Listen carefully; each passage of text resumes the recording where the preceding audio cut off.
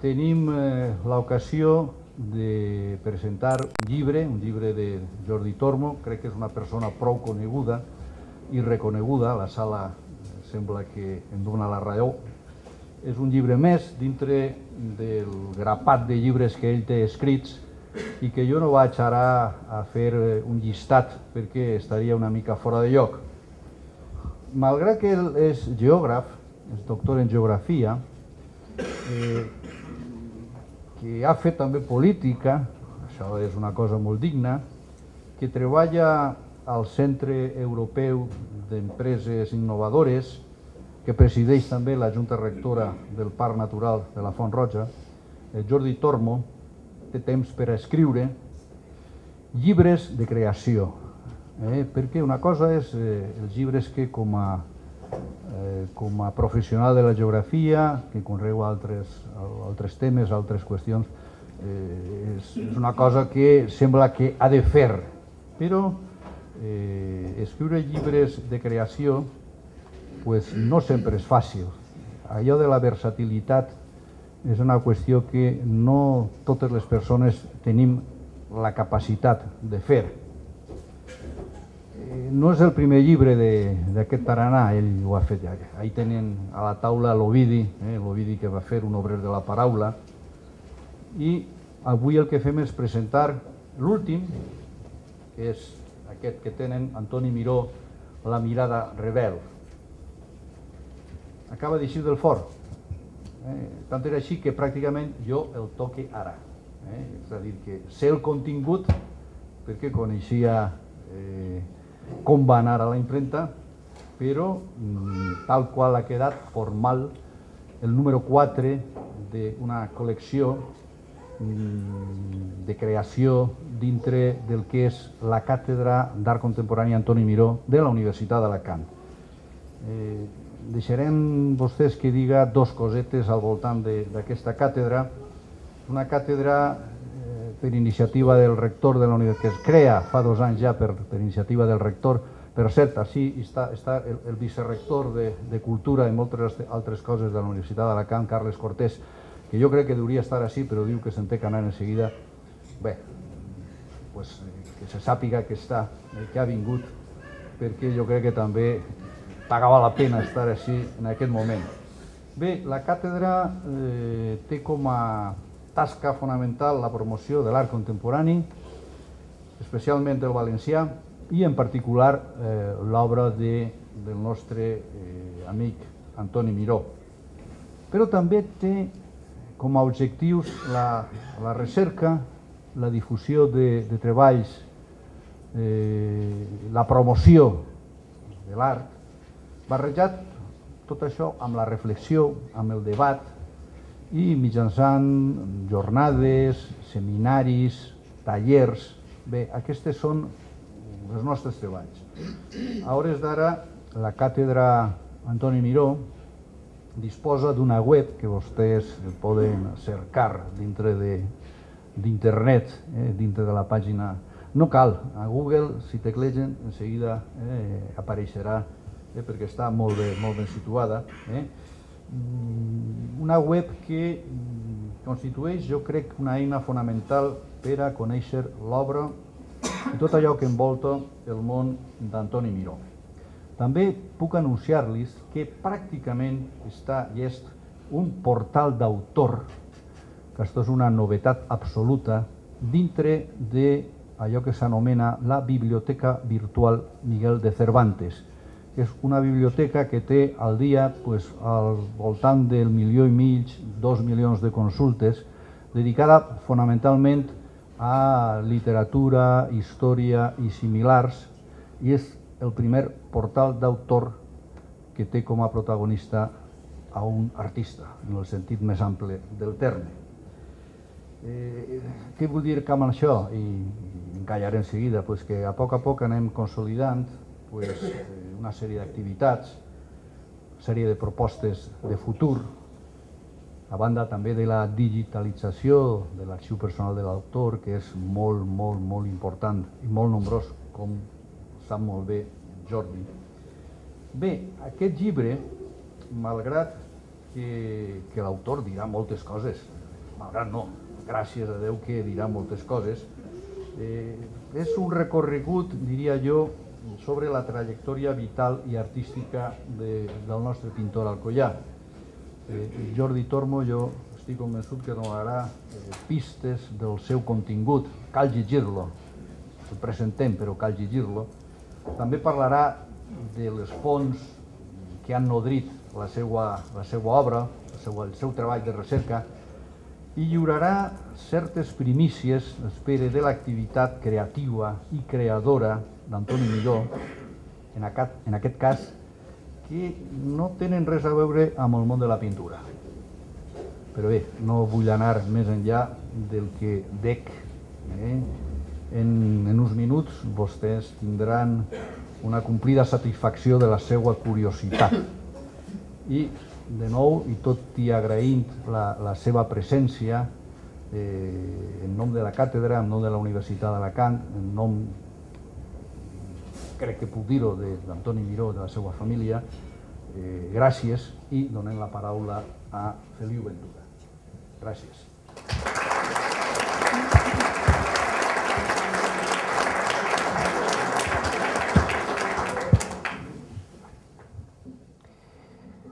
La gent diu que el món d'Antoni Miró són tints amarant-se a fibres microscòpiques que formen un llenç, pintura secant-se a càmera lenta i colors ocupant el seu espai escombrats per hàbils pincells. Opinen que és la passió per la transformació de la societat amb el treball propi i la difusió del treball dels altres. La gent diu que el món d'Antoni Miró és un món misteriós, nocturn, de secrets i sigils. Alguns pensen que el Sopalmo serà l'última fàbrica que tancarà d'Alcoià i que ha mantingut durant dècades una vaga indefinida consistent en crear obres artístiques incansablement fins a destruir els amos del món amb l'única eina determinant per a fer-ho, la cultura. Toni em fa recordar l'anècdota que explicava el poeta Joan Brossa quan va anar a renovar-se el DNI. El funcionari li va preguntar la seva professió i Joan Brossa va dir poeta. I el funcionari el va corregir. Paleta, pondremos albañil. I Joan Brossa se'n va anar molt content cap a sa casa. I Antoni Miró per a mi és això, és un paleta de l'art. I no només perquè sosté amb el dit polse una paleta cada nit, sinó perquè arriba a la pintura amb la força del seu treball, un ofici diligent, pulcre i ple de dignitat. Sense amos, però al servei de tots. Per a mi, el món de Toni és un món de creació. On ell està, hi ha un espai de creació. Ara, així, al Centre Cultural Ovidi Montllor, també. Personalment, tinc la sort d'experimentar-ho gràcies a que Ausiàs, Sofia i Toni mateix m'acullen intermitentment al Sopalmo com un nàufrag d'interior. A sa casa he fet un llibre i algunes cançons, i no sóc l'únic, ni seré l'últim, segurament, mentre Toni pinta en silenci amb un ritme trepidant i precís alhora. Qualsevol que treballe intentant seguir el seu ritme acabarà passant-se de rosca com Charlotte en temps moderns. Afortunadament, no hi ha competència entre les nostres seccions de la fàbrica. Als dos ens agrada la pintura i la música perquè ens agrada la cultura. I tot i que no som molt de missa, entrem a l'espai de l'altre amb un respecte de catedral. La seva mirada rebel és un espill i a l'altra banda la seva pintura ens interrogarà sempre, ferida d'humanitat. Un embat que hem de saber recollir a dintre nostre en la fundació d'un cor desobedient. Això és la cultura. La cultura no és l'àmbit d'una regidoria o d'una conselleria o d'un ministeri. La cultura no és l'oci buit de l'obrer per a fer més suportable l'explotació ni el mecenatge benèfic dels amos per a rentar la seva consciència. La cultura no és una competició intel·lectual classista de les elits, ni la reducció a indústries culturals que reprodueixen l'art, els sistemes d'explotació dels treballadors de la cultura. La cultura és, fins i tot, molt més que els treballadors de la cultura, perquè la cultura mai és unidireccional, no és pública ni privada, és comunitària. La cultura és sobirana, desobedient i sediciosa també. I prova d'això la tenim en les condemnes judicials a cantants de rap i a dibuixants de còmics, o el fet d'arrencar obscenament amb una radial l'obra 25 d'abril 1707 d'Antoni Miró a Gandia. A mode de recordatori, amics, la cultura no és la música empresonada en el fil musical d'un ascensor o en una botiga de roba, ni la decoració d'una habitació d'hotel. No és el trofeu dissecat sobre la llar de foc, ni els bunyols urbanístics a les rotondes de les autovies. La cultura és vocació de rebel·lió, insurrecció i desobediència. El llibre que us ofereix Jordi Tormo és Història d'Alcoi. No podem entendre ni explicar el País Valencià sense aquestes pàgines ni sense la feina d'Antoni Miró. Jo un dia vaig escriure que la vida d'un no cap en la vida d'un, sinó en la vida de molts. I això també és el món de Toni. És el que ell ha fet i tot allò que ens ha fet fer i el que ens farà fer encara.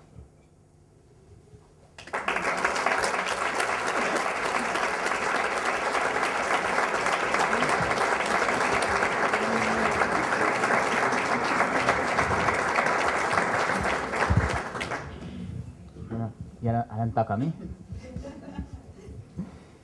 Pinte precisament allò que no m'agrada. Ara bé, el que m'agrada és pintar. La pintura serveix per a viure, per aprendre a viure, i pot ser per ensenyar a viure.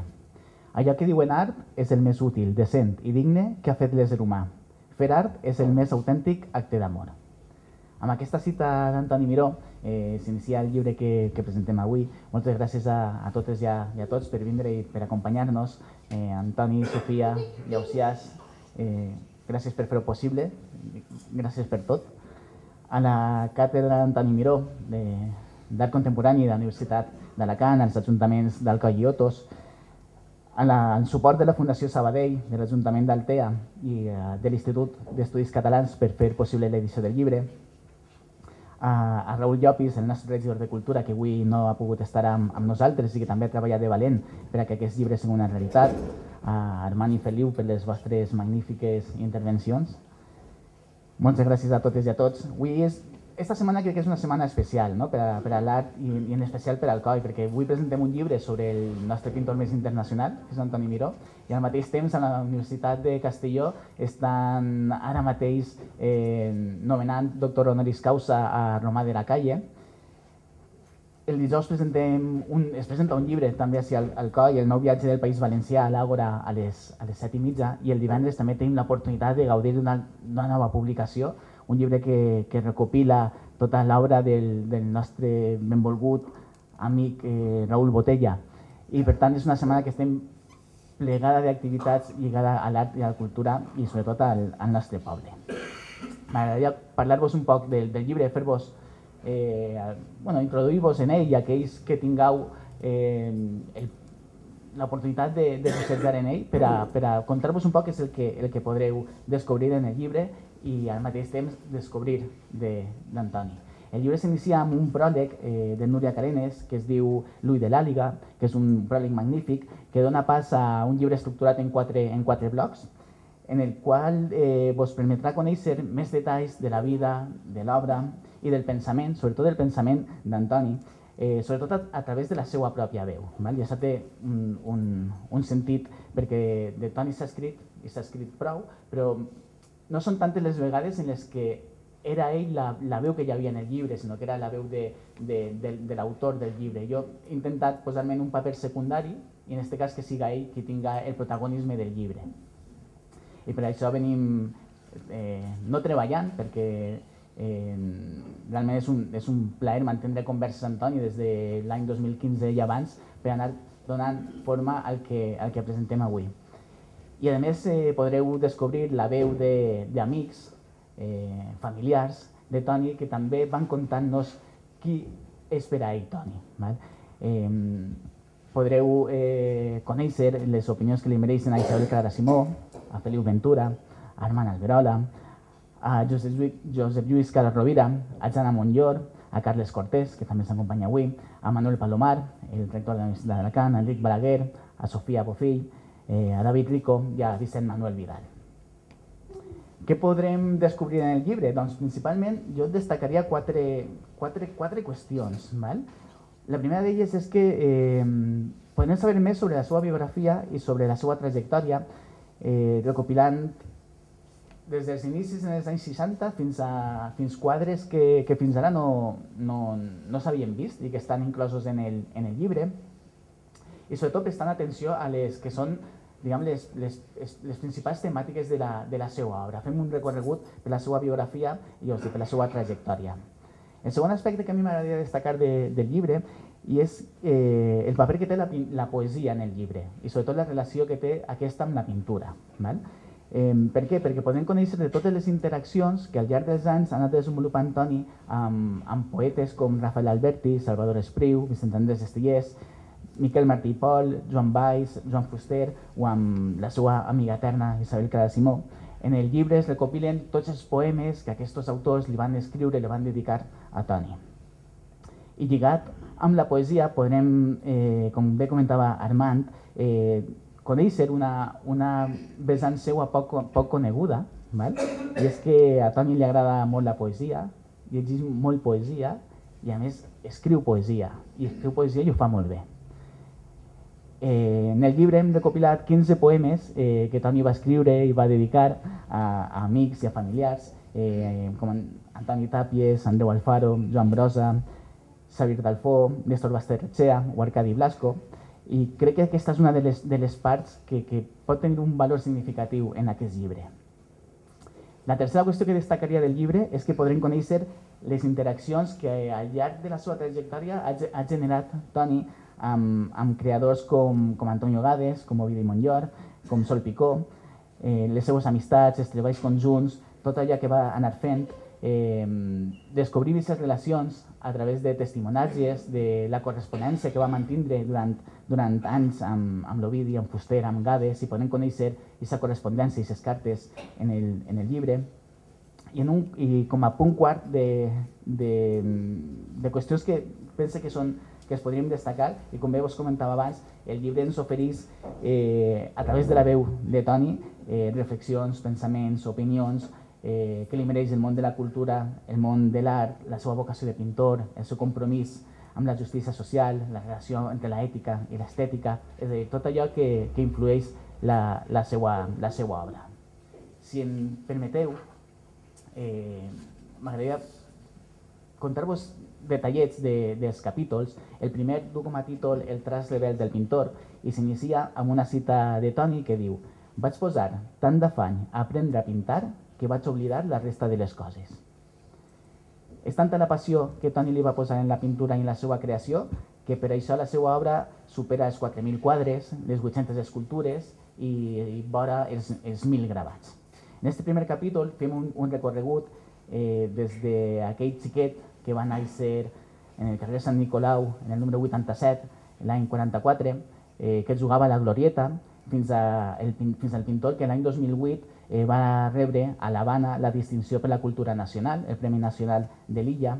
Coneixerem anècdotes de la seva infantesa, de la seva adolescència, de com comença a treballar en el taller del pare de xapa i pintura, com això el forja en un treballador i després ho aplica al seu treball, que és el món de l'art. Coneixerem els seus primers anys, les classes amb Vicent Moya, el seu mestre, la creació del grup Alcoyart, amb Matais i Macià, el temps del seu servei militar, on també va pintar, la seva primera estada a l'estranger, a Dover, per dedicar-se a la pintura, per buscar-se la vida com a creador. Coneixerem les seves primeres exposicions a Europa i després arreu del món, i tot aquest recorregut per la seva trajectòria pictòrica i escultòrica que vos comentava fins als darrers anys amb la creació de la càtedra Antoni Miró. En aquest primer capítol ja podrem conèixer algunes de les opinions que li mereix Toni a tota aquesta gent que us comentava abans que estan presents en el llibre. M'agradaria llegir-vos una que fa Josep Lluís Cadal Rovira, el qual coneix a Toni l'any 90 en una exposició que Toni va tindre en la Universitat Catalana d'Estiu. Doncs Cadal Rovira diu això de Toni. El defineix com a molt bona persona. És un tipus molt discret, que amaga la riquesa de la seva personalitat darrere d'un posat tímid, fins i tot d'una certa humilitat, com si reservés per a la seva obra tota l'energia que estalvia en públic. procura passar desapercebut, fugint de protagonismes innecessaris, situant-se sempre en un segon terme, com si no fos, però en la distància curta, amb els amics, es transforma, és molt proper, afable i generós. Parla, raona, expressa convenciments, fílies i fòbies amb una barreja apassionant de rauxa serena i sentit de l'humor, sempre amb un to de veu més aviat baix i posat seriós. És un gran tipus, amb conviccions fermes, de pedra picada. Doncs cites com aquesta del Carrot Rovira són les que us podreu trobar al llarg del llibre. Aquest primer capítol dona pas a un segon, que du com a títol Els refugis personals del pintor, que s'inicia amb una cita també de Toni que diu: jo no he donat la vida a la pintura, la pintura me l'ha donat a mi. I ens adentrem en els seus refugis. Després de la seva estada a Dover arribem a la seva etapa a Altea, quan l'any 1971 s'instal·la allí, i l'any següent amb la seva parella de llavors, amb Gavi, inauguren la casa estudi galeria Alcoiarts, com comença a treballar en el carrer, com aquell espai suposa un punt de neuràlgic en el centre de la ciutat, les exposicions que comencen a organitzar allí, on passen les obres d'Arcadi Blasco, de Tàpies, de Sempere, de Genovès. Altea es dona peu també a parlar d'Estellers, ens dona peu a parlar de l'Ovidi i sobretot del seu amic, de l'Antonio Gades, un dels seus grans companys de viatge, les seues interaccions, els atacs feixistes que reben a la casa dels dos l'any 77, la seva amistat, el traspàs de Gades a l'altre món i tot allò que Toni sent amb la seva relació amb Gades. En aquest sentit, m'agradaria llegir-vos un poema que també està en el llibre i que Gades li va escriure i li va dedicar a Toni en aquells anys d'Altea y que digo así: Tony, ¿y qué haremos nosotros con una democracia burguesa? No nos damos cuenta de demasiadas cosas. Tenemos más que un carné, una conducta de siempre, una lucha sin horizonte de beneficios. Tony, somos perdedores seguros. Seremos eliminados sin juicio. Será demasiado evidente. Siento más que nunca no hablar mi lengua, una injusticia más que nos hicieron para separarnos. Doncs això demostra aquesta relació que tenia l'Antoni amb Gades en aquells anys, les il·lusions dels dos creadors que conviuen i viuen junts a Altea. En aquest capítol també ens adentrem en l'altre refugi, l'actual, que com bé comentava Feliu abans, és el Mas del Sopalmo, un mas que adquireix l'any 74, on s'instal·la l'any 80. En aquest apartat coneixerem l'arribada de Sofia a la seva vida, el naixement de l'Ausiàs, i tot un seguit d'anècdotes, la rehabilitació del mas, i tota la sèrie de creadors que, com bé ha comentat Feliu, és el seu cas, i és també en part el meu perquè he estat allí ocupant-li un espai durant molt de temps, com va configurant-se aquest espai que és un refugi personal seu. I clar, parlar del Sopalmo ens dona peu a parlar d'Alcoi i sobretot de l'Ovidi, de la intensíssima relació de tots dos, que es consideraven més que amics, que eren germans, dels quadres que Toni li pintava, dels poemes que l'Ovidi li escriu, de les interaccions entre tots dos, una divertidíssima carta de l'Ovidi que l'envia a Toni, que també està en el llibre, els periòdics del Ciutat, que Toni li guardava a l'Ovidi, que llegia l'Ovidi quan arribava al coll, la malaltia de l'Ovidi, la seva separació, l'inici de les seves vacances i les anècdotes recordades de la veu de la seva filla, de Jana Montllor. M'agradaria llegir-vos un escrit de Toni recordant a l'Ovidi l'any 2015 que diu així: fa 20 anys que t'esperem, no hem pogut omplir mai el teu buit. Restem a la White, sentim la teua veu que és pou de saviesa i la millor companya. Tan lluny, tan prop. Quines vacances, quants records. Què hi farem, Ovidi? Doncs Alcoi i Ovidi ens donen també pas a parlar de Solpicó, de l'Hospital Sueco-Noruec, de la col·lecció d'Espons que està treballant actualment i sobretot de la seva amiga eterna, com us comentava abans, d'Isabel Clara Simó. Arribem al tercer capítol del llibre, que com us comentava abans, crec que és un capítol també molt interessant perquè posa en la seva veu, en la veu de Toni, tot allò que ell pensa i que sent sobre el món de la cultura. S'inicia amb una cita pròpia de Toni que diu: la majoria de pintors passen la vida pintant el no-res, quan en realitat hi ha tantes coses importants que pintar, tanta pintura alimentària i tan poca amb responsabilitat i ètica. En aquest capítol Toni ens parla, per exemple, del procés de creació d'un quadre i de la seva tasca, del seu treball. M'agradaria llegir-vos també una cita d'una de les entrevistes i que està inclosa en el llibre, en la qual Toni ens conta el procés de creació d'un quadre. Ens diu: jo no pinto el quadre, ell està pintant-se a si mateix, i en part també al pintor. Quan fas un canvi, per molt menut que siga, has de refer-lo. El quadre et dona aquest joc, o demana, està viu, i és ell qui marca la pintura. Has de treballar de nou la llum, el color, tot allò que conforma el seu conjunt. Doncs en aquest capítol descobrirem, a través de la seva veu, com us comentava, la seva visió de la cultura, la seva vocació de pintor, el seu compromís amb la justícia social, la relació entre l'ètica i l'estètica en la pintura. Ens parla de pintors d'Alcoi, com Antoni Gisbert, del procés de creació d'un quadre, de la llibertat creativa, dels pintors imprescindibles, dels que s'estima, com Velázquez, Dalí, Magritte, Picasso. Ens descobreix el perquè dels seus quadres i també ens parla dels museus. Ens parla de la capacitat de crítica, de l'art, del realisme social, que també treballa, i conversem amb ell sobre col·leccions seues, sobre Manifesta, sobre Darrer Sopar, sobre els conflictes geopolítics, sobre Palestina, sobre els Estats Units. Ens adentrem també en la seva benvolguda Cuba, i de nou amb Gades, amb l'amic, com arriba a Cuba la seva obra, les seues estades, exposicions, les visites amb Gades, la distinció per la cultura nacional, la suite Habana, de la que treballa actualment. M'agradaria llegir-vos de nou un fragmentet que podeu trobar al llibre sobre la declaració que signa el ministre de Cultura de Cuba atorgant-li la distinció per la cultura nacional. En aquell moment, el ministre de Cultura, Abel Prieto, signava aquesta resolució i dia de Toni. El ministro de la República de Cuba quiere honrar al creador Antoni Miró, nacido en 1944, en Alcoy, por la gran relevancia de su obra plástica, por sus posiciones militantes a favor de las mejores causas del mundo contemporáneo y por su solidaridad inquebrantable con la Revolución cubana.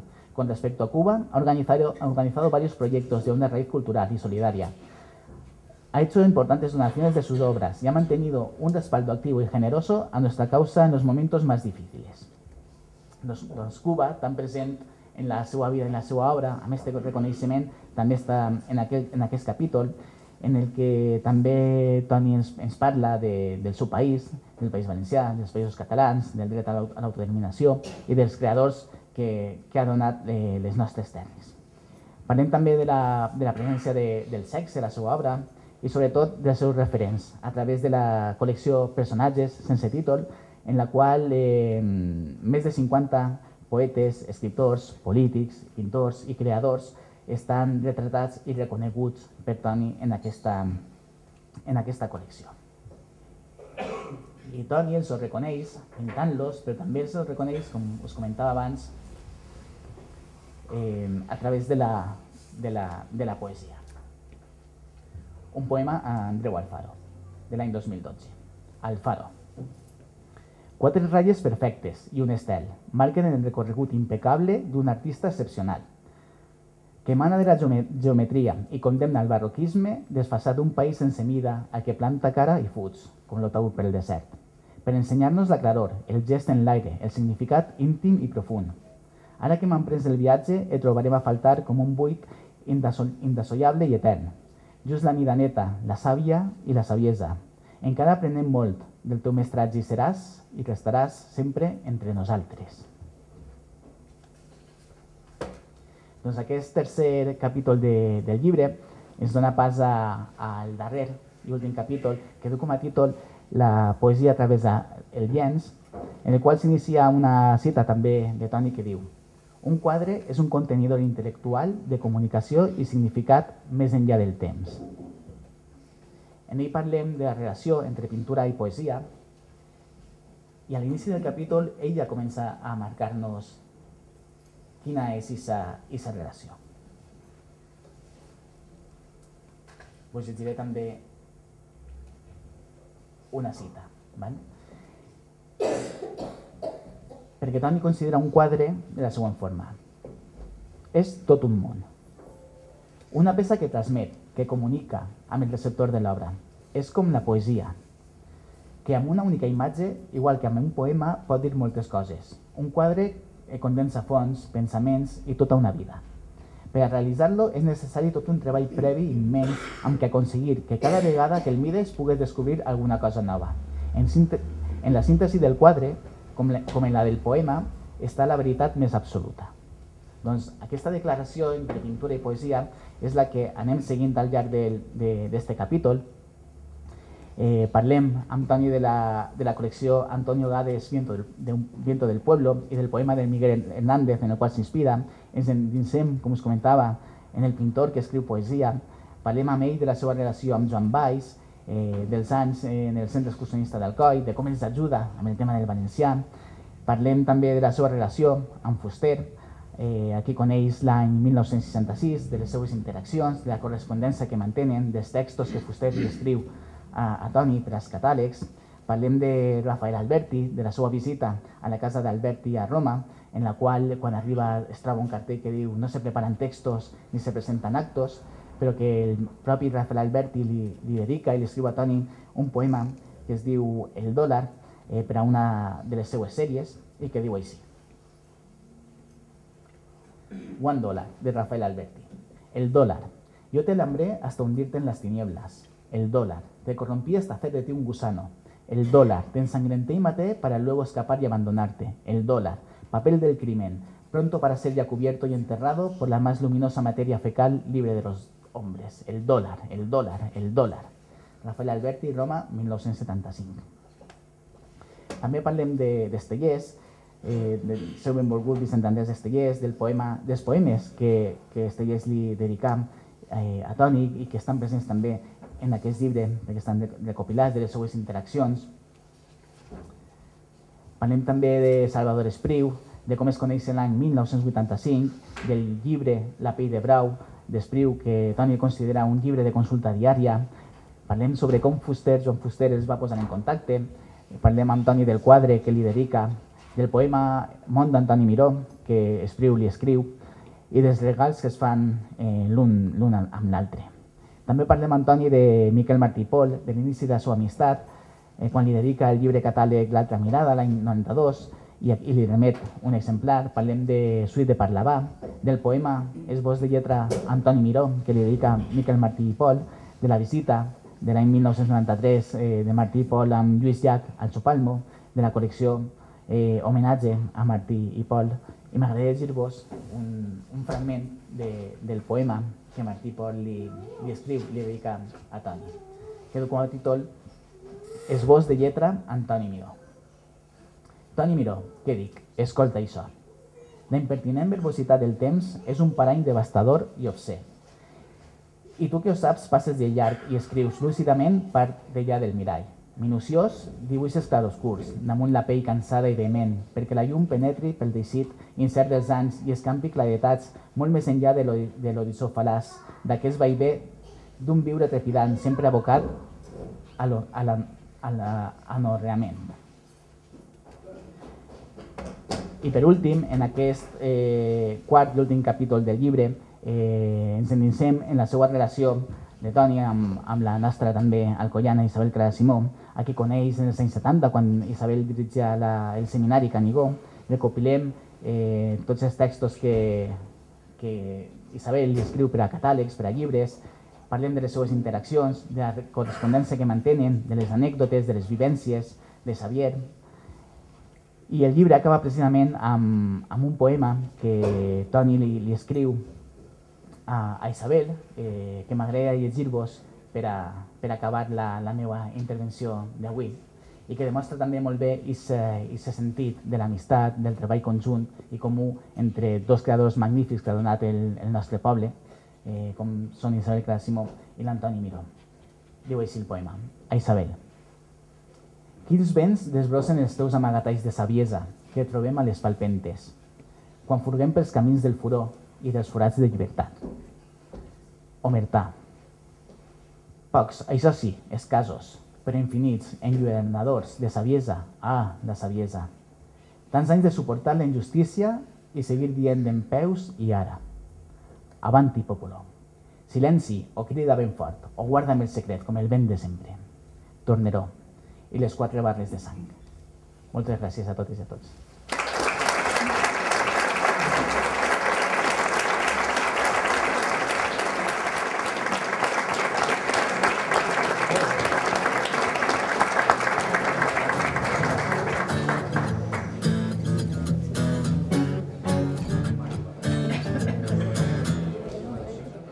Ara que m'has donat la mà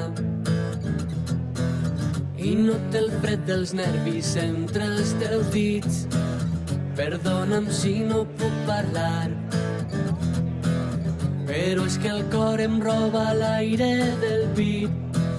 Ara que m'has donat la mà finalment, voldria córrer als cims i després volar tota la nit.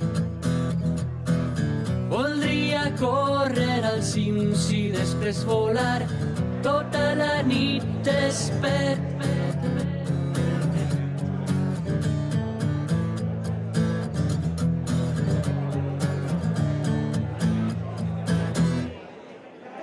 Ara que t'he donat la mà i encaixa suau com els estels en la nit, m'agradaria dibuixar una finestra per obrir el demà. Ara que t'he donat la mà finalment, voldria córrer als cims i després volar tota la nit.